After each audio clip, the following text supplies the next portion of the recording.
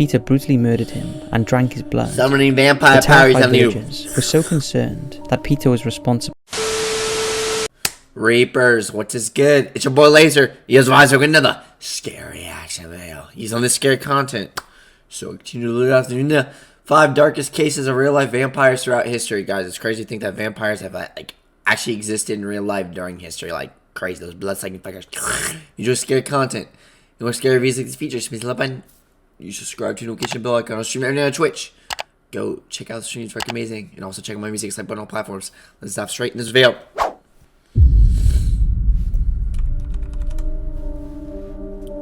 Nowadays, when we think of vampires, we envisage a character dressed in a cape, with fangs and a white face, who by day lives in a coffin, and by night feasts on the blood of humans. But that is all fiction, of course. Or is it? Here are 5 cases of real vampires, and the terrifying stories behind them. Hit those lights, sit back, and enjoy. Scary! The case of Peter Blagojevich.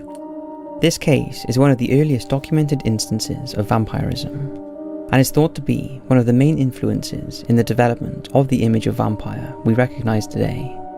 Peter Blagojevich lived in a village named 𝐂𝐚𝐳𝐸 in Serbia. Dude, I would kill to live somewhere like this, bro. Like, if I'm ever around living my dream life, I want to live somewhere like this in the future. Like, just like, maybe like a vacation spot. I don't know. Oh, man. The fuck? He was just an ordinary peasant, but after his death in 1725, he was blamed for a spate of sudden and unexplained deaths that occurred shortly after he was buried.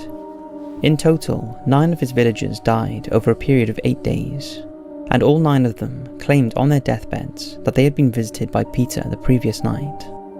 Furthermore, Peter's wife also claimed that her husband had returned from the dead and come back to their home demanding food from their son. When he refused, Peter brutally murdered him and drank his blood. Summoning vampire the powers terrified on you. villagers were so concerned that Peter was responsible that they decided to exhume his body and examine it for signs of vampirism that, according to local beliefs, included growing hair and nails and lack of decomposition. When they dug up his body, their superstitions were confirmed. Instead of finding his corpse colourless, stiff and decaying, he appeared lifelike and healthy, with a glowing complexion and freshly grown hair and fingernails, with a mouthful of blood that dribbled from the corners I'm a vampire. of his lips. This was enough to convince the villagers that Peter was indeed a vampire, and they proceeded to drive a wooden stake through his heart. This caused an explosion of fresh blood to gush out through his ears and mouth of his corpse. In their horror and desperation, the villagers removed the body and set fire to it. Word spread of the incident, and it contributed to the vampire craze of the 18th century in other European countries. Creepy, bro. Did he Atlas melt vampire. like a popsicle? On May the 4th, 1932, Stockholm police discovered the body of 32-year-old prostitute Lily Lindström in her apartment in the Atlas area of the city, now known as the Vasastan. Lily died from blunt force trauma to the head, but what was disturbing was that she had bite marks on her neck and other parts of her body, and a blood-stained gravy ladle was found near to her body. The detectives who first responded to the scene suspected that the killer had drunk Lily's blood after he killed her. This was backed up by the fact that despite the brutality of the attack, there was very little blood on or around Lily's battered body. They concluded that the ladle had been used to catch and drink her blood. When the Swedish newspapers got a hold of the grim story, they headlined it with the vampire reference. As a result, the perpetrator became known as the Atlas Vampire. Besides being drained of blood, Lily's corpse had been left naked and face down on. So you see couples always sucking each other's blood, bro. But my relationship, we shit on each other. That's our thing. On her bed, and there was evidence that sexual activity had occurred. But strangely, her clothes were found neatly folded on a chair next to her corpse. Detectives also noted that, judging by the decomposition, Lily had been dead for a few days before being discovered. Initial investigations focused on her clients, and in total 9 suspects were interviewed, whose names were never released. None of them were charged, and no further leads were found, and to this day, the case remains unsolved. However, interest in the Atlas killer is still alive today, and all the evidence gathered from the case can currently be found at the Swedish Police Museum in Stockholm. Nice, bro. Fritz Haarmann. Fritz Haarmann is one of the most famous vampire killers of all time. See, this is what I like. It's crazy how we always just think of vampires as like that white, pale, like motherfucker with fangs, but we never think of vampires as like just like normal looking people like us. You know what I'm saying? Like, shit, I'm a vampire. I go in the streets and suck everyone's blood. Don't lie, guys. We'll just go in every block, bro. We go up this morning and start doing this. I'm not. You know what I'm saying? And between 1918 That's normal, and 1924, he killed at least 24 boys and young men in Hanover, Germany. His nicknames included the Vampire of Hanover, the Butcher of Hanover, and the Wolfman. Haarmann's life of crime started at a young age, and when he was just 16, he was arrested for molesting younger boys. He was evaluated and certified as being incurably deranged. It's so fucking terrifying. Oh my god. He's got that look, bro, of like... and was ordered to be detained in a mental institution indefinitely. Scary. But after just 7 months, he escaped and fled to Zurich, Switzerland, where he remained for 16 months before he returned to Hanover in April 1899. He then went on to have a child with a woman named Erna Loewitt, and also received notification to perform compulsory military service. He was eventually discharged from the military, and after the breakup of his relationship with Erna, he drifted in and out of jobs and prison, and was a known petty criminal, police informant, and homosexual, something that at the time was illegal and punishable by imprisonment, but because of his links with the police, this was overlooked. Haarmann's murder spree started in around 1918, when he began luring boys and young men back to his home with promises of employment. Once there, he would ply them with alcohol before raping and murdering them. He killed by biting into their Adam's apple. In most instances, this would cause the victim to die of asphyxiation, although on several occasions, Haarmann would bite completely through their Adam's apple and trachea and drink their blood. He later referred to this as his love bite. All of Haarmann's victims were dismembered after their death, a process that took him up to 2 days. Before he discovered I just think the idea of me sucking someone's blood, I'd rather just be shit on, like someone shitting on me instead, you know? I'd rather, like, if there was, like, a weird fetish that, like, or just a fetish in general that, like, a fucking couple would do, it wouldn't be sucking blood, it would be shitting on each other. I'd rather do that than, like, actually sucking someone else. Like, not actually eating the you know, never mind. Body parts in rivers and fields. It was after the discovery of hundreds of bones in the Leon River that suspicion fell on Haarmann, and after searches of his home uncovered many items belonging to the victims, he confessed. Following his arrest, rumours started to circulate that the flesh of his victims had been sold on the black market as pork or horse meat.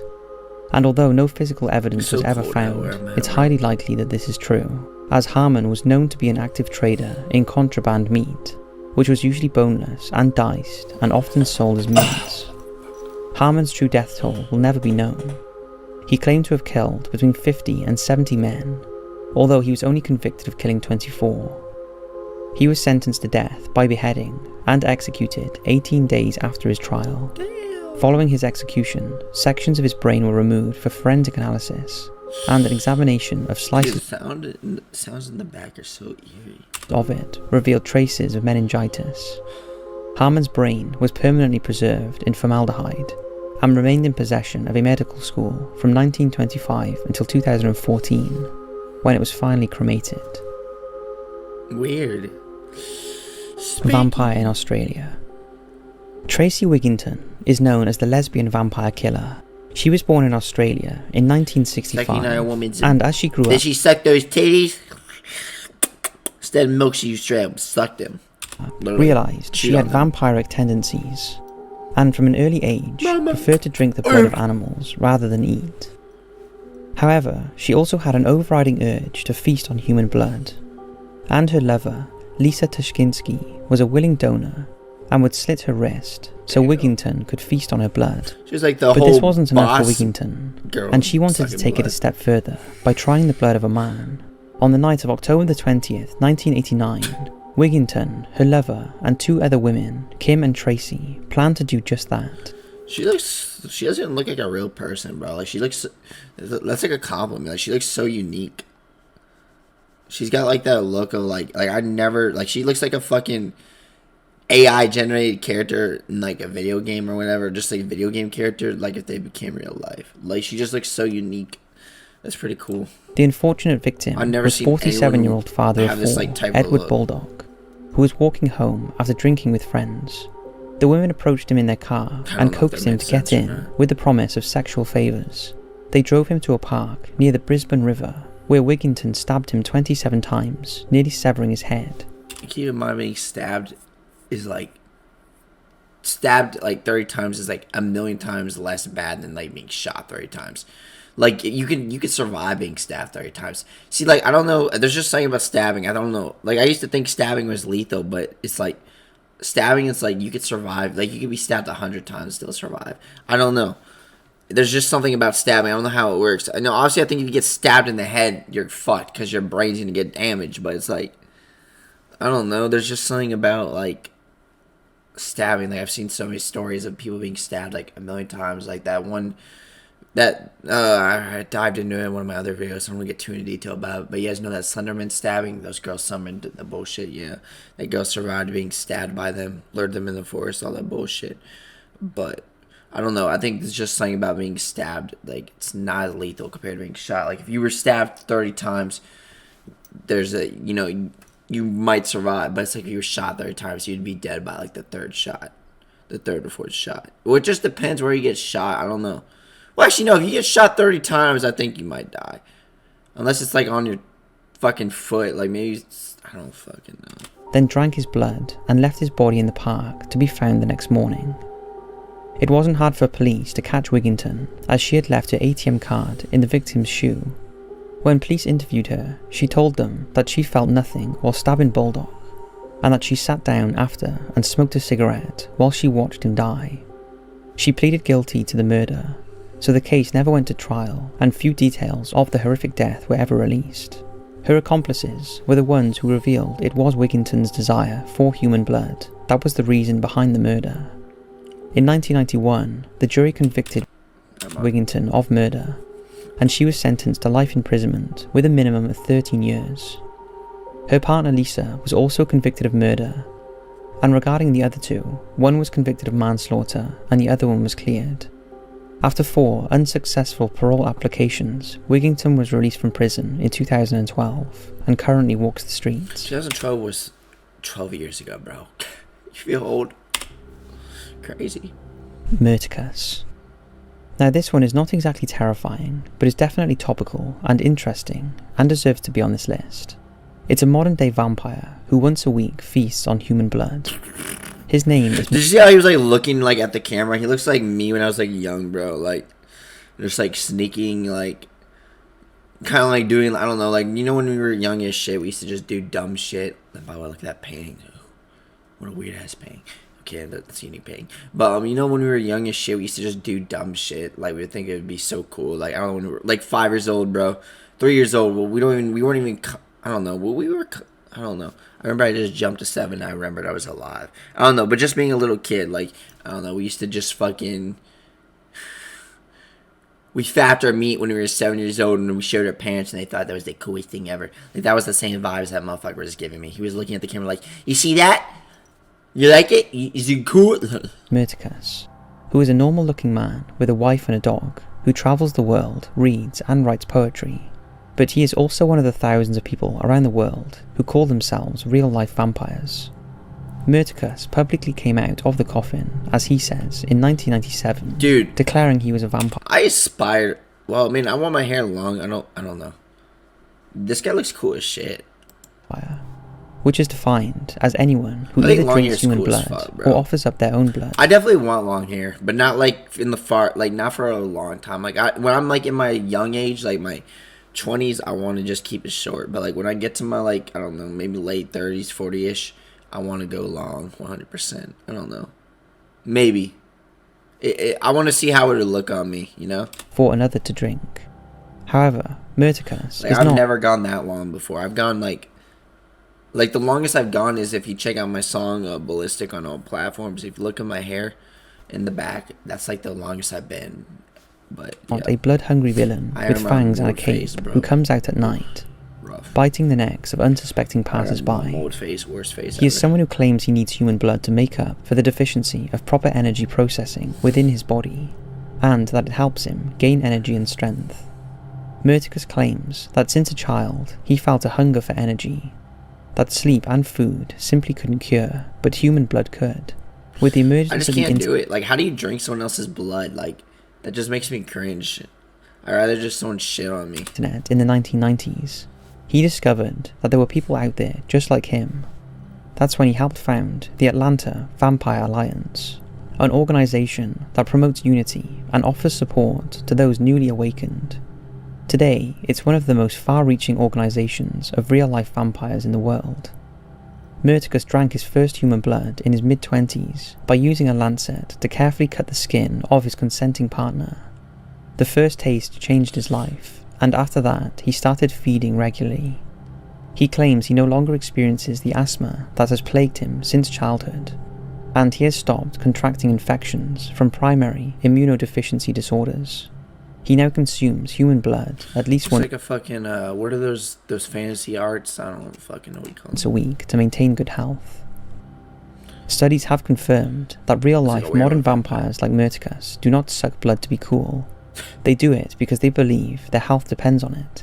Yeah, I suck blood to look cool. Now they did it to fucking survive. Imagine sucking blood to look cool. You see with all these celebrities, bro, sucking each other's blood. They think they're so, look at me, pick me, choose me. I'm not trying to be that person that bashes on people for doing things. Like, I don't know, if you want to suck each other's blood, go for it. I mean, I can't be talking. I mean, I have a fetish too. I like being shit on, so. Without blood, they experience unpleasant symptoms like headaches, lethargy, pain, and depression.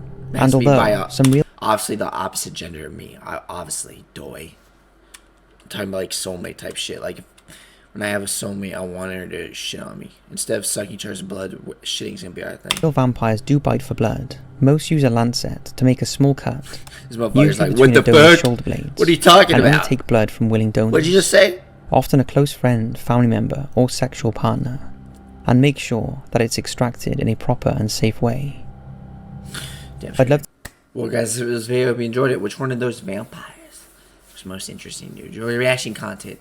Your reaction videos like the video and to do. I'll see you in the next one. Peace.